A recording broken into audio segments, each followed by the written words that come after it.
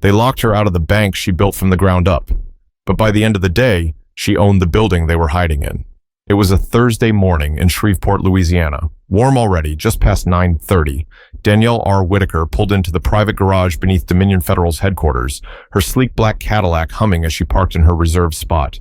She had been up since 5, finishing a report, sipping on a bitter cup of chicory coffee like she always did, and listening to Coltrane as she planned her talking points for the board meeting. Nothing felt off. Nothing hinted that the next 10 minutes would flip everything upside down. As she stepped out of her car, her heels clicked against the concrete floor. Her suit, tailored navy blue with a single silver pin near the lapel, fit like armor. She greeted the young maintenance guy with a smile and a nod, the same kid who always cleaned early mornings. "Morning, Ms. Whitaker," he called out. "Morning, Ray. You get that plumbing leak fixed?" "Working on it now." She smiled, adjusted her tote bag over her shoulder, and headed for the elevator that led straight to the executive floor. But when she reached the glass door to the lobby, something was off. Her keycard didn't work. She scanned it once, twice, then again, slower, just in case. Nothing. Just a dull beep and a red light. Danielle stared at the sensor, trying to process. She tapped the intercom, expecting the usual voice of Grace, her executive assistant, to buzz her in. Instead, a voice she didn't recognize came through. "Ma'am, I'm going to have to ask you to remain in the lobby." She paused. "Who is this?" "My name's Deshawn, ma'am. I work security now." "Where's Troy?" "Troy's been reassigned." "To what?" "He's head of security." Silence. "Deshawn," she said, lowering her tone, "let me in the building. I'm the CEO." There was a pause. Then another voice cut in behind her. "Danielle." She turned. 2 security guards stood at the hallway entrance. One of them, a heavy-set man with a clipboard in his hand, looked everywhere but her eyes. "I'm gonna need your badge," he said softly. Danielle didn't move. "What?" "I was told to collect your badge, phone, and any company property." "By who?" "I'm not at liberty to say." Danielle stared at him. She couldn't help it. Her mouth opened slightly, just for a second, trying to catch up to what was happening. Behind the thick glass of the lobby doors, a few people from the office floor were starting to notice. Faces pressed near windows, hands lifted phones. Danielle's voice turned to stone. "Tell me who authorized this." One of the guards shifted. "Ma'am, the board voted late last night. There's a change in leadership." "You're telling me I've been removed and no one even had the decency to pick up the phone?" "We're just following protocol." Danielle laughed, dry and short. Not out of humor, just disbelief. She reached into her bag and pulled out her company iPhone. But as she unlocked it, a notification popped up. "Your access to Dominion Federal Internal Services has been revoked." Emails were gone. Contacts vanished. She looked at the screen for a long time, then lifted her eyes toward the door where staff now crowded behind the glass, some watching, some filming. Her jaw clenched. Then she turned to the security guard. "I built this bank from scratch. You really think a keycard and a clipboard changes that?"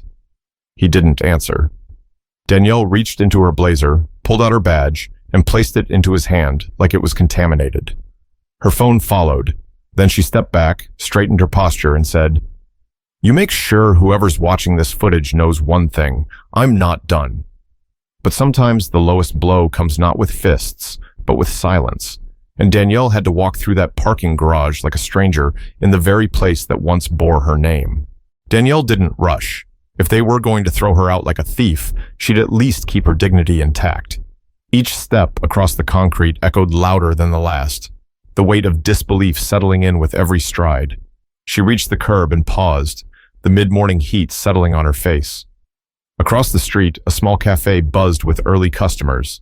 She spotted a familiar face, Jordan Blackwell, one of Dominion's senior analysts, seated at a window table with 2 interns. Jordan looked up, saw her, and quickly looked away. Danielle took that in. She noticed everything. The way one intern whispered something, the way Jordan shifted uncomfortably in her seat. She pulled out her personal phone, not the company one they'd just taken, and dialed. No answer. She tried her assistant, Grace, straight to voicemail. Then she called her lawyer. "Marion Price," came the answer on the 3rd ring, smooth and clipped. "They just locked me out of my own building." A pause. "Come again?" I showed up for a board meeting, and security met me with a clipboard and collected my badge like I'm some intern who got caught stealing printer paper. Marion didn't ask if she was serious. Where are you now? Standing on the sidewalk on Market Street. Everyone in the building probably thinks I've been arrested. There was a longer pause. Give me 20 minutes. I'll call you back. Do not speak to anyone. Do not post anything. Just wait. Danielle hung up. And that's when she heard it. A voice, too familiar, carrying across the street. Danielle! She turned. A man in an ash-colored suit with thin-rimmed glasses trotted across the crosswalk toward her. Walter Easley, Chief Operating Officer, one of the very people she brought into the company 5 years ago. He smiled like nothing had happened. What a mess, huh? He said. Danielle didn't return it. You were in that meeting, weren't you? He held his palms out like it wasn't his call. Look, this isn't personal. You know how boards work. There were concerns about leadership, about direction. Some felt it was time for a hostile takeover by the very people I promoted. That direction? Walter shifted. Danielle, the board felt... No, don't speak for the board. Speak for yourself. He hesitated. Look, you know how much I respect you. No one's denying what you built. But the last few quarters weren't ideal. You've been stretched. Because I've been in D.C., trying to secure the minority lending bill for this company. I know, but shareholders don't care about D.C. They care about numbers. And right now, they don't like where the numbers are going. Danielle stepped closer, voice low.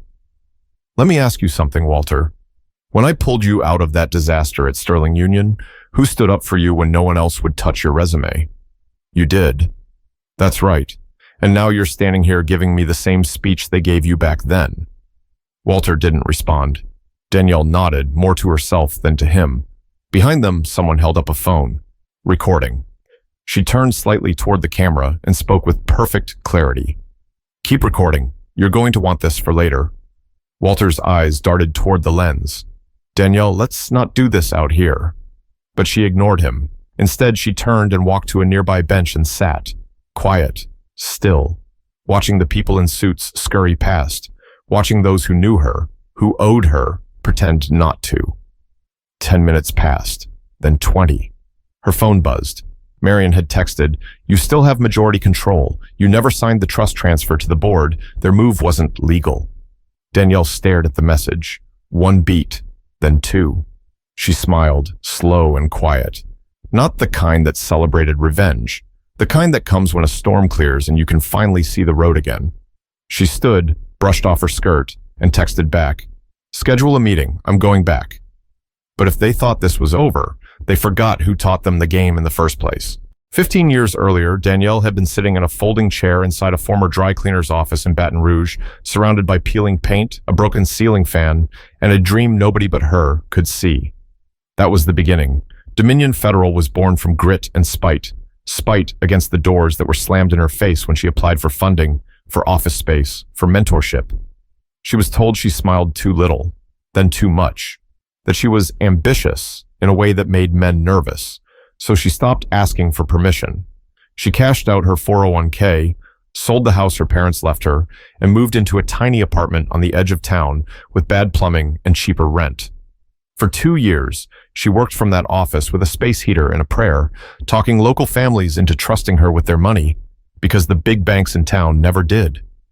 And when Dominion finally opened its first real branch on Linwood Avenue, she invited every single person who had once told her no.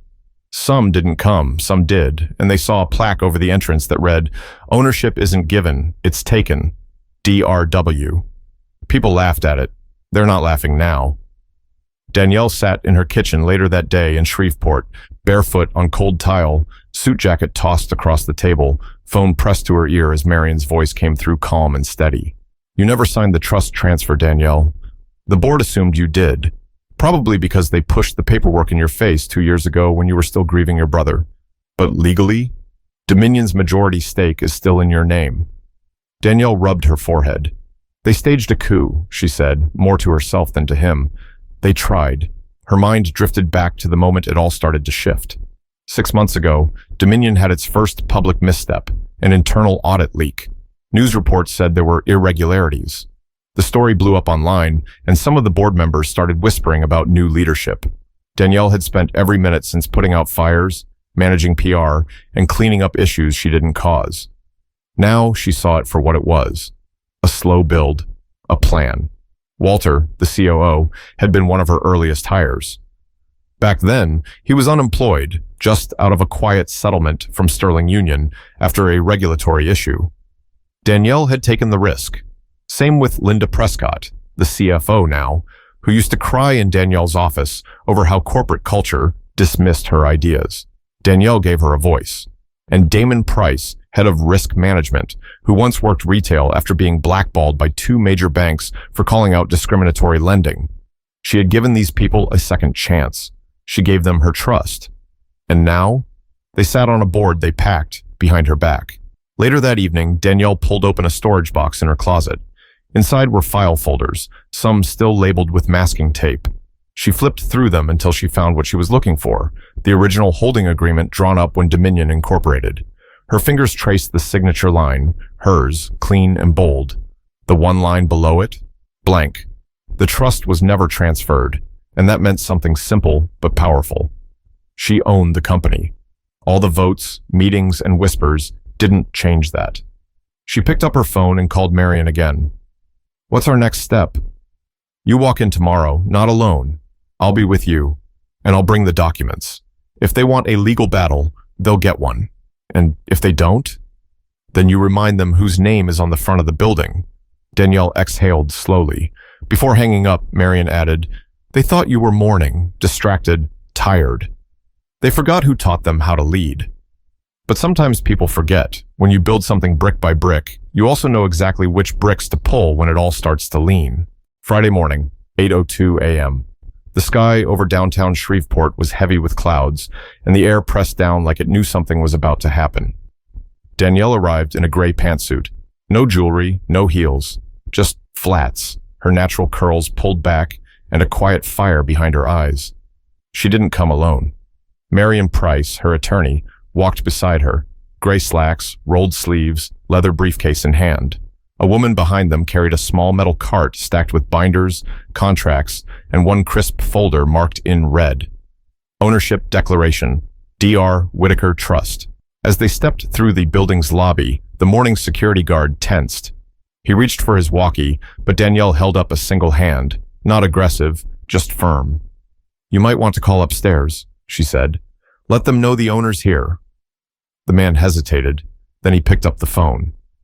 Upstairs, Walter Easley stood by the 10th floor window, already sweating through his dress shirt. Linda Prescott paced behind him, her arms crossed, chewing the edge of a thumbnail. Damon Price scrolled through his phone like maybe the problem would go away if he could just ignore it long enough. "She's bluffing," Damon muttered. Walter didn't answer. A young assistant burst through the door. "She's in the lobby." "Alone?" Linda asked. "No, with counsel and documents." Walter swallowed. "What documents?" "Didn't say, but the guy with her, that's Marion Price, federal regulatory attorney." Linda's face went pale. Walter turned. "We're not opening the elevator." "You better be sure about that." Back in the lobby, Marion turned to Danielle. "They've stalled. Let me make a call to the district court and file a temporary injunction. If they don't open the door in 10 minutes, we can escalate this, publicly." Danielle didn't blink. "Do it." He stepped to the side and dialed. Meanwhile, Danielle pulled out her personal tablet and sent a single message to the press. "I will be addressing the public outside Dominion Federal HQ at 10:30 a.m. regarding false claims of termination and legal ownership." Then she handed the tablet to her assistant. "Post it across all platforms. Use the company hashtag. Don't forget the statement from the Articles of Incorporation." A second later, Dominion's own name started trending. Upstairs, the panic set in. Walter grabbed his jacket. "She's making this public." "You think we don't know that?" Linda snapped. "She's trending online right now." Damon's voice rose. "She doesn't own the company anymore. We assumed," Linda cut in, "we assumed she signed the trust transfer. If she didn't..." "She didn't," Walter muttered. "I checked last night." Silence. "Then we have a real problem," Linda said quietly. 10:15 a.m. The elevators opened on the executive floor. Danielle stepped out first. The hallway went still. Conversations stopped. Phones dropped. No one moved. She didn't acknowledge the stares. Instead, she walked straight to the glass-walled conference room, pushed the door open, and looked each board member in the face. "Good morning," she said. Walter tried to speak. "Danielle, this isn't..." "Quiet." He froze. She placed the red folder on the table and slid it forward. "This is the original holding agreement, signed and filed, with me as majority stakeholder, which makes your board vote invalid, your actions unauthorized, and your little hallway drama yesterday a legal violation." No one spoke. Danielle looked around the room. "I made each of you. I backed you when no one else would. And instead of speaking to me, you staged a coup based on an assumption. You didn't even check the paperwork." Damon shifted. "We thought..." "Don't finish that sentence." Marion cleared his throat. "We'll be issuing a cease and desist to all current operations until a full review is conducted. If anyone attempts to block that, we'll go to court today." Linda blinked rapidly. "Are we being fired?" Danielle looked her dead in the eye. "I haven't decided yet. But when the people who tried to bury you have to watch you walk back in through the front door, they learn the hard way. Roots don't scare easy." By 10:30 a.m., a crowd had started to form outside Dominion Federal's headquarters. Local reporters stood in clusters. Some staff had slipped out to the sidewalk, pretending to take calls, but really just waiting to see if the rumors were true. Police officers stood by calmly, watching. And at the center of it all, standing on the top step of the building like it was her pulpit, was Danielle R. Whitaker. She faced the cameras, her voice steady, clear, no notes. "I want to be absolutely transparent," she began. "I did not resign. I was not asked to step down. I was removed without warning, without process, and without cause." Click, click. Shutters snapped.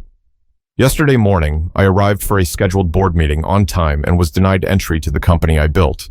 A company that began with a single desk in a strip mall and a dream most people didn't think a black woman from Baton Rouge could pull off." She paused. "But what those people forgot is that I never gave them ownership. I gave them opportunity." That line landed. Her lawyer stood behind her, arms folded. Two staffers from legal flanked the edge of the steps, silently distributing printed statements to the press. Danielle continued, "I've spent years making sure Dominion wasn't just another bank. I fought for small business loans when no one else would. I opened branches in places banks had abandoned. I sat with families who were denied by bigger names. I listened. That's why this company succeeded, not because of some spreadsheet projections or investor charm." She stepped down one stair. "And yet, yesterday, people I promoted decided they'd rather push me out than have a conversation." Murmurs swept through the crowd. "I'm here today to say, not only was their move illegal, it was short-sighted. Because when you build something from the ground up, you don't hand over the keys just because someone says it's time." She looked out over the press. "Effective immediately, I am resuming my role as Chief Executive Officer of Dominion Federal." Applause rippled through the onlookers. A few gasps. A couple of reporters began whispering fiercely into their phones. Danielle glanced toward the office windows, figures peeking through blinds, frozen. "To my employees, business will resume as normal. To our clients, your trust remains safe. And to those who tried to silence me..." She stopped. "Let the silence build. I hope you remember who hired you, because I haven't decided yet whether you're keeping your jobs." She stepped back from the mic, and for a moment the entire street felt like it stood still. Then came the questions. "Danielle, will there be legal charges against the board? Are you seeking full removal? How did the board gain enough power to try to remove you in the first place?" She raised her hand, not rudely, just with authority.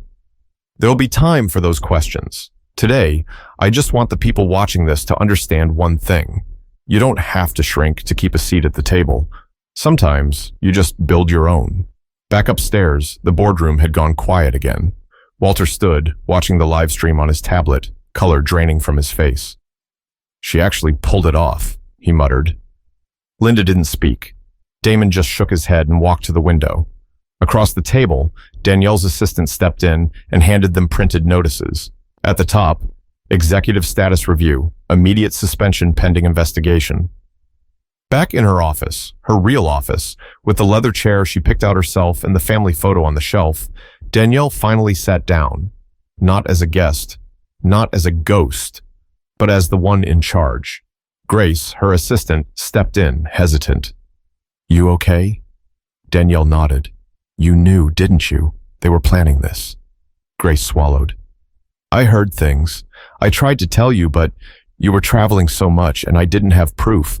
I didn't know if I was being paranoid." Danielle looked up. "Next time, trust your gut." Grace nodded, tearful. Danielle leaned back, looking out the window. She wasn't angry anymore. She was focused. But just because you take your seat back doesn't mean you sit still, and Danielle knew the real work was only beginning. By Monday morning, the tone inside Dominion Federal had changed. The walls weren't humming with whispers anymore. They were holding their breath. Everyone could feel the shift, like when the principal walks into the classroom and no one dares to even breathe too loud. Danielle arrived early, no press, no entourage, just her briefcase and a small legal pad filled with names, notes, and facts. At 9:00 a.m. sharp, she walked into the boardroom where the 7 remaining board members sat stiffly in their seats, folders in front of them. Marion stood at her side, calm and unreadable. Danielle didn't sit. "I've reviewed the minutes from the last 4 closed-door sessions. 3 of you authorized actions without proper board-wide votes. 2 of you failed to disclose conflicts of interest, and 1 of you," she looked straight at Damon, "attempted to access internal payroll systems using my credentials the day before I was locked out." Damon shifted in his chair, the color draining from his face. "You all thought I'd panic, that I'd lash out. You wanted me emotional, because it's easier to call a woman unstable than to admit she's outsmarted you." No one dared to meet her eyes. "So, here's what's going to happen," Danielle said, flipping open her notepad. "Linda Prescott, CFO, you're suspended indefinitely pending an internal audit." Linda opened her mouth, stunned. "You don't have the authority." "I do." "Marion?" Marion slid a folder across the table. As of Friday, Danielle resumed full executive powers under Dominion's founding agreement. The board's authority is now advisory, not executive. Danielle kept going. "Damon Price, your access to all systems is revoked, effective immediately. You will be escorted out of the building by HR. Today." "What? You can't—" "You used my name to enter private systems. You made this easy." Damon pushed his chair back too quickly and stormed out without a word. The door slammed behind him. Danielle turned next to Walter. "I should fire you," she said. Walter didn't flinch. "Then do it." "But I won't," she said. "Not yet." He blinked. "I want you to stay and look me in the face every morning. Sit in the meetings. Watch me undo every move you made. That'll hurt more." The room went still. Walter lowered his eyes. Danielle closed her notepad. "I started this bank so that people who looked like me, who came from families like mine, wouldn't have to beg for respect. I gave you positions of power, hoping you'd protect that vision. You didn't. You protected yourselves." She looked around the room. "I don't run this place to make you comfortable. I run it to make sure people outside these walls get a fair chance." Then she stood. "Consider this the last time I explain myself to any of you." That afternoon, as Danielle walked through the halls of Dominion, people moved differently. Not afraid, just aware. She made her way to the HR floor and sat down with every department head one by one. No anger, no blame, just a simple question. "Why did you stay silent?"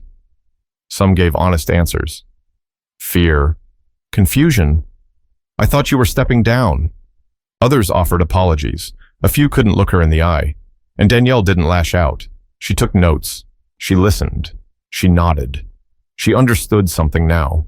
Most people don't fight for what's right until they see someone else do it first. Later that week, Danielle held a town hall with all 260 Dominion employees, both in person and remote. No script, no podium. She stood in front of a whiteboard with 2 words written in bold. "Who's accountable?" "I don't care about saving face," she said. "I care about fixing the foundation. That means all of us have to own our silence, our shortcuts, and our fear." She scanned the room. "If you ever see something that doesn't feel right, say something, even if it's about me." She paused, then added, "Especially if it's about me." That landed heavier than anything else. But leadership isn't about being the loudest voice in the room. It's about being the first one to speak up when everything goes quiet. 2 weeks later, Danielle sat in her office alone. No meetings, no media. Just her, a notebook, and the soft murmur of a jazz record playing in the background. something old from her father's collection. She stared out the window at the slow-moving traffic below, then down at the legal pad in front of her. Pages filled with handwriting, arrows, names, circles. A plan. She wasn't rebuilding Dominion. She was reimagining it.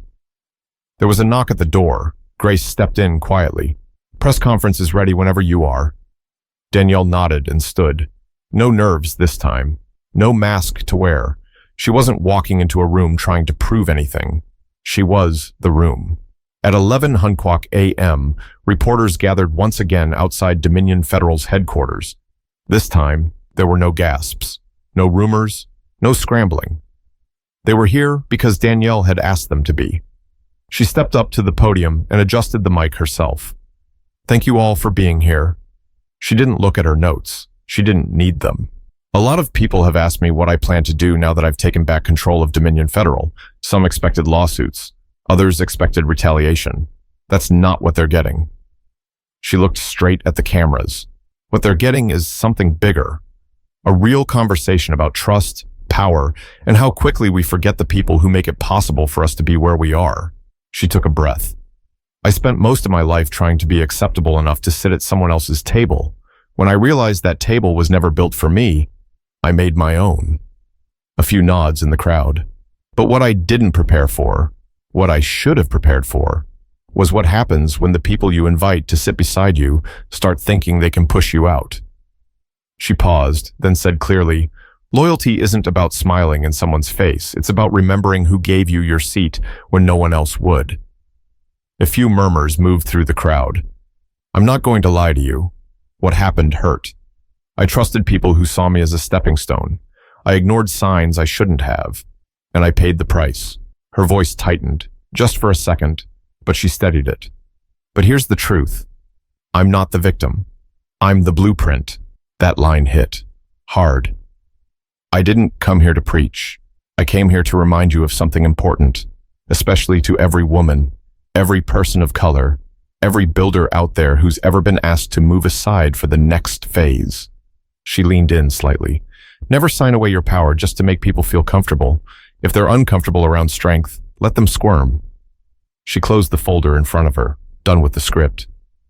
Dominion Federal will continue operating under new leadership standards. We're not just changing faces, we're changing systems. No more silence. No more shadows. From here on out, the table we build will be transparent, accountable, and loud. She looked out across the rows of reporters, staff, strangers. "And if anyone thinks I've gone soft..." A pause. She smiled. "Try me." She turned and walked back into the building, heels tapping against the stone, this time not toward chaos, but toward clarity. That evening, Danielle sat with Grace in her office as the sun dropped low over the city. The lights were off, just warm orange coming through the blinds. "You think they'll try again?" Grace asked. Danielle took a sip from her coffee. "They always do, but next time, we won't be quiet." There was a beat of silence. Then Danielle added, almost to herself, "They don't get to write the ending. I do." Here's the truth. People will forget how much you gave, how many hours you stayed late, how many sacrifices you made to keep something alive. But if you know your worth, really know it, there's not a boardroom or building on this planet that can steal that from you. So protect your name, protect your vision, and never let loyalty stop you from choosing yourself when it counts. Because power isn't about being feared, it's about being remembered. If this story made you feel something, share it. Someone out there is sitting in silence, afraid to speak up. Be the reason they don't feel alone.